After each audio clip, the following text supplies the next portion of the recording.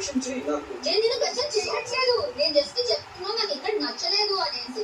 నువ్వు ఇప్పుడు నాకేదో అనిపిస్తుంది అని చెప్తే ఓకే, నీకు అనిపిస్తుంది అని వదిలేయవచ్చు. కానీ నువ్వు ఇప్పుడు చూడు గేమ్ ప్లాన్ అవుతుంది అని, మీరు గ్రూప్ గేమ్స్ ఆడుతున్నారు, మీరెంత నో అని చెప్పినా అది కంటికి కనిపించే నిజమే కదా. బయట నుంచి కూడా వచ్చి చెప్పారు అది నిజమే. నువ్వు అది అక్కడ నా పాయింట్ ఆఫ్ వ్యూ అని చెప్పవు, నా